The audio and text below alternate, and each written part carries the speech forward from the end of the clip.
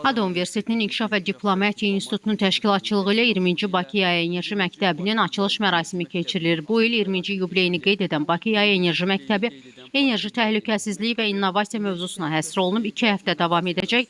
Beynəlxalq proqram çərçivəsində enerji təhlükəsizliyi, qlobal enerji bazarları, geosiyasi çağırışlar, enerji diplomatiyası, yaşıl enerji keçidi, bərpa olunan enerji investisiyaları və Azərbaycanın dəyişən qlobal enerji sistemindəki strateji rolu müzakirə olunacaq.